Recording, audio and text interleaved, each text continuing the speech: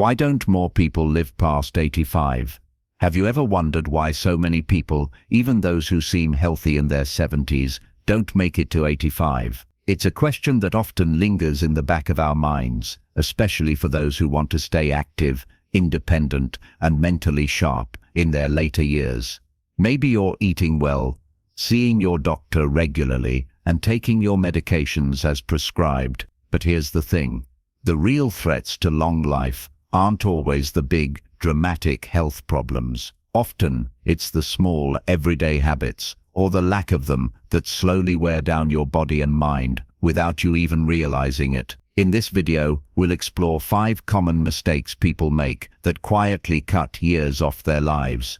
These aren't just typical health tips. They come from real-life experiences shared by doctors, caregivers, and older adults who've lived through it all. Whether you're in your 60s, 70s, or beyond, these overlooked habits might be speeding up your aging without you knowing. The good news, each mistake is fixable. And by making small changes now, you can not only increase your chances of living longer, but enjoy those extra years with better health, more energy, and a stronger sense of purpose. So if you're serious about making your later years your best years, stick around. Let's dive into the first mistake most people make after 65 and how to avoid it. Mistake 1. Not moving enough in daily life. One of the biggest mistakes older adults make is thinking that only formal exercise, like going to the gym or following workout videos, counts when those things start to feel too tiring or inconvenient. Many people give up on movement altogether, but here's the truth. It's not the gym that keeps you strong, it's the little movements you make throughout the day. Simple actions like walking to the mailbox, stretching to reach a high shelf, squatting to pull weeds, or standing while chatting on the phone, all keep your muscles active and your joints flexible. When you stop moving, even just a little less each day, your strength fades quietly, your balance weakens, your energy slips away. Often, people don't notice until they fall or start feeling too tired to get dressed in the morning. That's how frailty begins. Not suddenly, but slowly and silently. And the effects go beyond just your body. Movement boosts circulation, supports brain function, improves mood, strengthens bones, and even helps digestion. When you sit most of the day, your brain and body start to shut things down as if they're no longer needed. One study found that standing up and moving for just 3 minutes every 30 minutes reduced the risk of early death by over 30%. Not exercising hard, just moving. Take Walter, for example. He was a retired bus driver from Iowa, 78 years old. After retiring, he became much less active. He didn't feel sick, just slower and stiffer each year. After a minor fall, his doctor warned him, "Your strength is declining faster than it should." That warning changed everything. Walter didn't join a gym. Instead, he made one small rule: never sit for more than 30 minutes at a time. Whether it was walking to another room, stretching by the sink, or doing a few knee bends, he stayed active throughout the day. 6 months later, he said he felt 5 years younger, not because he exercised harder, but because he simply moved more. The reason this matters so much is because of a dangerous mindset many older adults adopt. It's normal to slow down. Yes, some slowing is natural, but inactivity is not. When we treat motion as optional, we speed up the very process we fear, losing independence. The truth is, longevity doesn't belong to the fastest, strongest, or youngest. It belongs to the consistent movers, the ones who keep showing up, even if it's just a lap around the living room. So, if you're over 65 and you want to make it to 85 and beyond, remember this. Every step counts. You don't need to be an athlete. You just need to stay in motion. Because the moment you stop moving, your body starts writing a different ending to your story.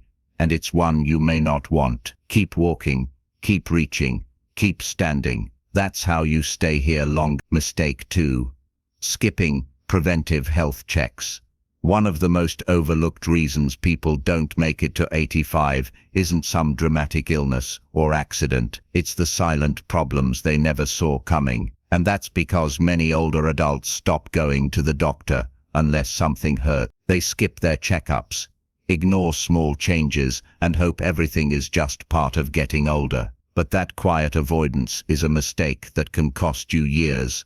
You see, many of the deadliest conditions, high blood pressure, diabetes, certain cancers, don't cause pain in their early stages. They creep in slowly, affecting your organs, your circulation, your immune system, without any loud warning signs. By the time you feel symptoms, the damage may already be deep. But if caught early, most of these conditions can be managed, treated, or even reversed. The catch: you have to catch them first. Here's the tricky part: it's human nature to avoid discomfort. No one enjoys going to the doctor, hearing hard truths, or sitting through lab work. But for people over 65, skipping your annual checkups is like driving a car and never checking the oil. Everything might seem fine until the engine fails without warning. And unfortunately, that's exactly how many people end up in the emergency room, only to hear the words, "If we had caught this sooner." Let's talk about Evelyn, a 72-year-old grandmother from Ohio. She felt fine, no real complaints, just a little fatigue here and there, but her daughter pushed her to go for a full checkup, just to be safe. Turns out, Evelyn's blood sugar was dangerously high. She was pre-diabetic and didn't even know it. But because she caught it early, she made a few changes, cut out sugary snacks, started walking after dinner, and within a year, her numbers were back in the safe zone. No medications, no hospital visits, just awareness and action.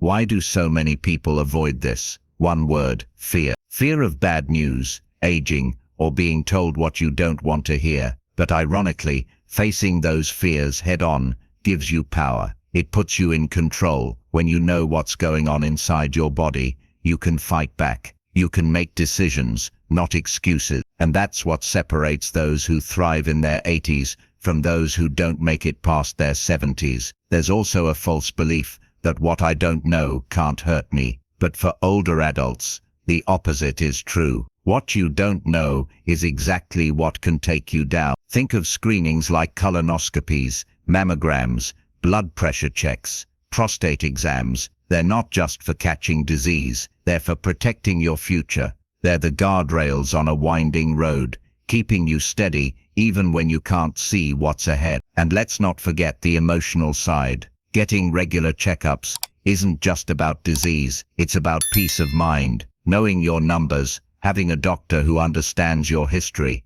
building a plan for your health. It all adds up to confidence, and confidence leads to better habits, better sleep, less stress. It's a ripple effect. If you're still watching this video and finding these insights valuable, please comment number 2 below to let me know. And if you haven't subscribed yet, I recommend you subscribe and turn on the bell so you don't miss any videos. Your support helps us continue creating good content to inform and inspire you. Now, let's move forward. Mistake 3. Isolating yourself from others. One of the quietest killers in old age isn't heart disease or cancer. It's loneliness. We don't often talk about it, but isolation is a health risk just as serious as smoking, high blood pressure, or obesity. When people drift away from friends, lose contact with family, or stop engaging in community life, something in them begins to fade. Their sense of purpose weakens, their spirit dulls, and slowly their body follows. Now, this doesn't mean you need a house full of people or endless social events. It's about connection, real, meaningful connection. It's about having someone to laugh with, talk to, and share your thoughts. And yet, as we grow older, many of us pull back. Maybe it's because we've lost loved ones. Maybe we don't feel as sharp as we once were. Or maybe we think, I don't want to bother anyone. So we stay home, we stay quiet, and over time, we start to disappear. Not just from other people's lives, but from our own. The science on this is startling. Studies have shown that seniors who experience chronic loneliness have a 26 to 45% higher risk of early death. Why? Because isolation chips away at everything. It disrupts sleep. It weakens your immune system. It leads to depression, anxiety, and even cognitive decline. Your brain, needs other people like your body needs water. When you don't use those emotional muscles, they shrink. Take George, for example. He's 78 and lives in Arizona. After his wife passed, he spent nearly 2 years barely talking to anyone besides the mailman. His health began to slide. He lost weight, stopped shaving, and his arthritis got worse. But everything changed when a neighbor invited him to a weekly coffee group at the local community center. He didn't want to go, but he did. That one act of courage led to friendships, laughter, and a sense that he still mattered. Within months, his mood lifted. He slept better. Even his physical pain felt more manageable. The truth is, connection keeps us alive, not just physically, but emotionally, spiritually, mentally. But to maintain it, we have to reach out, even when it feels hard. We have to make the call, say yes to the invitation, join the group, or start the conversation. Waiting for others to notice we're lonely doesn't work. People are busy, distracted, or unaware. You have to be your own advocate for connection. And here's the deeper layer. When you isolate, it's not just that others miss out on you. You miss out on you because it's in conversation, in laughter, in being seen and heard that we feel fully human. The stories you tell, the wisdom you share, it matters. Your presence in someone's life can be the very thing they didn't know they needed. Just like their presence might be the thing you need most right now. If you've been feeling distant or withdrawn, don't wait for the perfect moment. Just start small. Call an old friend. Walk into a local library. Say hello to a neighbor. These little acts of bravery build a bridge back to life, and when you cross it, you'll find that what you thought was lost, your joy, your strength, your spark, is still right there waiting for you to come back. Mistake 4. Ignoring chronic inflammation. Here's something most folks over 60 don't realize, that nagging pain in your knees, the stiffness in your back, the puffiness in your hands, it might not just be age. It could be chronic inflammation, and left unchecked, it doesn't just make you uncomfortable. It quietly increases your risk for heart disease, Alzheimer's, diabetes, arthritis, and even early death. Inflammation, in small bursts, is your body's way of healing. You get a cut, and inflammation helps repair the skin. But when it lingers, when your body stays in that fight mode day after day, it starts to break down your healthy tissues instead of healing them. It's like leaving a fire smoldering in your house. It might not burn the whole place down at once, but little by little, the damage adds up. The problem? Most people don't even know they're inflamed. There's no loud alarm going off. It shows up as fatigue, brain fog, a little swelling here, a little stiffness there. But those are the whispers before the scream. And many seniors mistake it for just getting old when really, it's their body crying for help. Let me tell you about Nancy. She's 73 and had been living with sore joints, low energy, and frequent colds. Her doctor finally ran some tests and found elevated markers of inflammation. But instead of piling on more pills, they took a different route.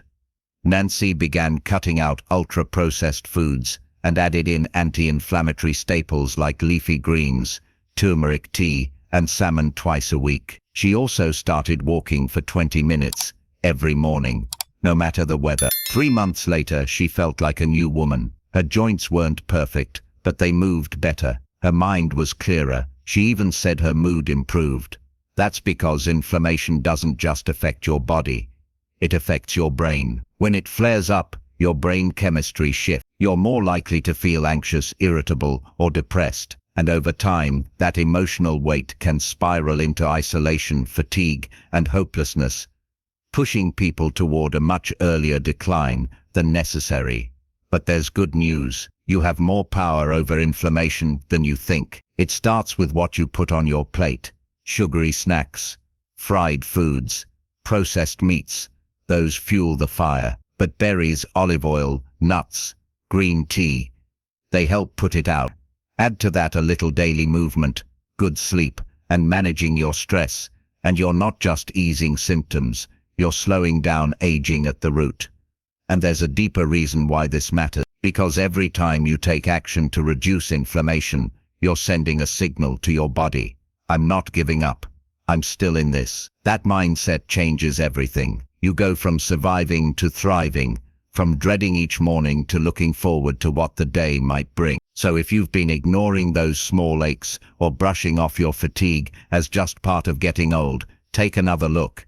Your body might be trying to warn you, and the sooner you listen, the more years and more life you can add to your journey. If you're still watching this video and finding these insights valuable, please comment number 4 below to let me know you're here. And if you haven't subscribed yet, I recommend you subscribe and turn on the bell so you don't miss any video. Your support helps us continue creating good content to inform and inspire you. Now let's move forward. Mistake 5. Living without purpose. There's a reason people with a sense of purpose tend to live longer. It's not magic. It's biology, psychology, and human nature working together in quiet, powerful ways. When you wake up each day with something to look forward to, even something small, you give your brain a reason to engage, your body a reason to move, and your heart a reason to keep going. But far too many people after 65 slowly drift into a life that feels empty. The job is over. The kids are grown. The schedule quiets down, and without realizing it, their days begin to blur. They eat, nap, watch a little TV, maybe scroll through old memories, but the spark fades. Time moves, but life stands still. That's not aging. That's disconnection. And that disconnection is one of the greatest threats to longevity that no one warns you about. Purpose isn't about achieving big things or starting a company. It can be as simple as tending a garden, helping a neighbor, learning something new, or being someone your grandkids can count on. Purpose is what pulls you forward. It creates structure, meaning, rhythm in your day. And when people lose it, they often start to wither, not just emotionally, but physically. There's even a name for this in research circles: existential frailty. It's when the absence of meaning begins to impact your health. Your immune system weakens, your motivation drops, you stop seeking out connections, stop trying new things, and slowly retreat from the world. And without that daily engagement, the body begins to follow the mind. Muscles atrophy, mental sharpness dulls, and joy gets harder to find. Let me tell you about Robert. He was 78 when his wife passed, and he said it felt like someone pulled the plug on his life. For a while he just existed, ate what was easy, slept most of the day, and didn't care if he saw anyone. But one day, his daughter asked him to help his grandson learn to whittle wood for a school project. Robert used to be a carpenter, and that one moment lit a small spark. He started spending afternoons teaching his grandson simple techniques. Then the neighbor boy joined. Then the local church asked him to run a Saturday workshop. Within 6 months, Robert had something he hadn't felt in years: pride. He had a reason to get dressed, to smile, to plan. And guess what? His blood pressure improved. His energy went up, and he said he felt alive again. That's the power of purpose. It doesn't just make you feel better, it helps you live longer. And not just in years, but in quality. You laugh more, you build connections, which in turn strengthen your brain, protect your heart, and ward off depression. It's a ripple effect that starts with a single question: what gives my life meaning now? Still here? Then your story isn't over. If you're retired, grieving, or just feeling like your best days are behind you, take a moment to pause. It's easy to feel like your purpose has faded, but more often than not, it's just changed. It might be buried under loss, routine, or uncertainty, but it hasn't disappeared. And once you start to reach for it, even just a little, something shifts. Life begins to feel meaningful again, because living longer isn't just about keeping death at bay. It's about saying yes to life, even when it doesn't look the way it used to. In fact, that's when saying yes matters most. Aging with intention. Living to 85 isn't just about good luck or strong genes. It's really about the small choices we make each day. Most people don't pass away early because of some big disaster. It's usually the quiet habits, the skipped walks, the missed connections, the neglected checkups that build up over time and take a toll. They slowly stop taking care of their bodies. They stop challenging their minds. They drift away from people. They stop doing the things that once brought them joy. And without realizing it, they let life shrink around them. But aging doesn't have to mean fading away. It can be a powerful new chapter, whether that chapter feels rich and full, or empty and filled with regret. Depends on the choices you make from here on out. And the best part, you're still the one writing the story. That alone is reason to be hopeful. So what can you do to ask yourself, what's one small thing I can do differently right now? Could you take a short walk instead of staying seated? Could you call someone you care about instead of waiting for them to reach out? Could you finally make that doctor's appointment? Or could you simply take a quiet moment with a warm cup of tea and ask, what brings me joy today? Because the secret to living longer and better isn't locked in some lab or medical journal. It's in your habits, your relationships, your outlook, and in your decision to keep showing up for your life. And your life still matters deeply. Thanks for being here. If something in this message spoke to you, we'd love to hear it. Drop a comment below and share one thing that resonated with you and how you might carry it forward. And if you found this video helpful, please like, subscribe, and share it with someone who needs a little encouragement today. Your support helps us keep creating content that informs, inspires, and reminds people that it's never too late to live fully.